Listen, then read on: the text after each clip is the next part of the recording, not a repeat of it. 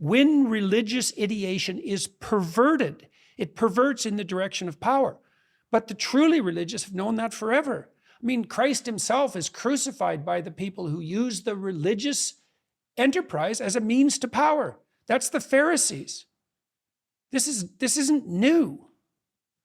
So now can the religious enterprise be perverted by those in power? Well, obviously, the most effective psychopaths use what is highest to serve what is lowest. But they will also smuggle things into the works that were convenient and useful at the time to justify conquest, whatever. Oh, sure. And then that stays in the adherents of that philosophy, that religion, then do some pretty horrible shit. Like, it's easy to understand where Sam is coming from, especially with Islam. When somebody does a thing that we consider pretty heinous and they point to the book and say, I did it because it says to do this in that, then yes, well, it requires particularly careful separation of the wheat from the chaff to get those things straight. Yeah. And is this why you say we wrestle with God? We're not just taking every word of the Bible on its face. We are pulling from it. You can't.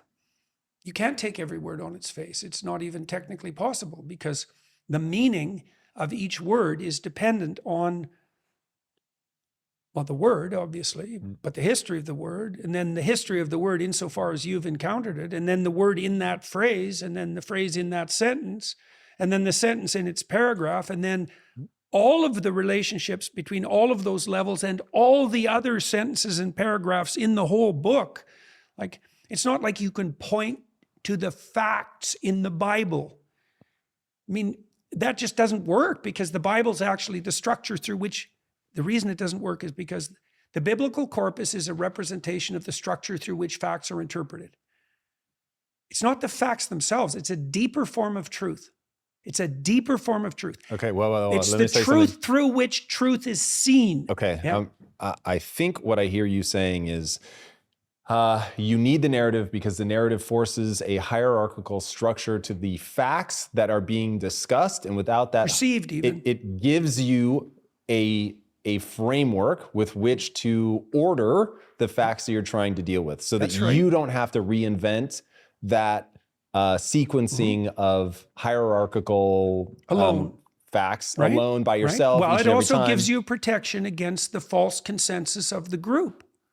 Whoa, say that again. Well, look, people might say, they might say, well, our knowledge is only a social construct, and then maybe they mean truth by consensus. You know, so let's assume that there's a world of facts that you can orient yourself in. We'll just leave that as an assumption for now, and then we'll say, well, people come to truth by consensus. It's okay. Well, what if the consensus is the Nazi consensus? Well, then either that's a transgression against a more fundamental truth, or it's just a variant of an infinite number of equally valid consensual truths.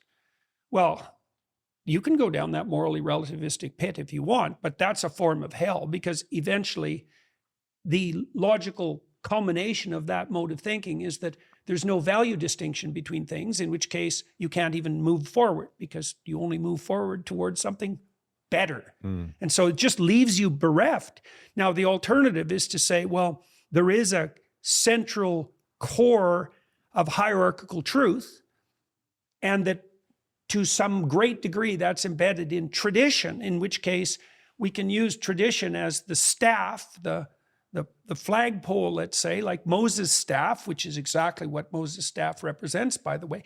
That's the tradition around which even our consensus must revolve, right? And that's the conservative insistence. That's one way of thinking about it, is that there's a vertical axis of orientation upward towards God, mediated by tradition, and there's a horizontal axis that's part of the ongoing conversation and consensus of the moment.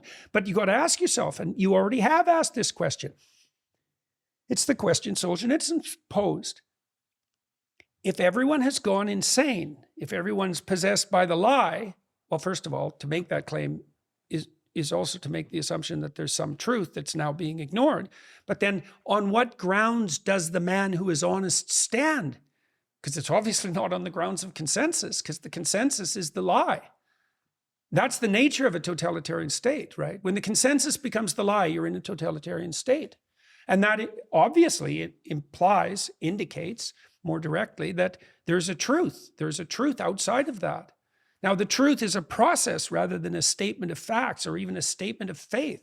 You know, and partly because of the mode of Enlightenment thinking, we think, even Christians think, and probably especially Protestants, not that I'm singling out the Protestants because that wouldn't be fair, that, you know, to believe in Jesus is to say a set of facts and then say you believe them like they're a scientific theory.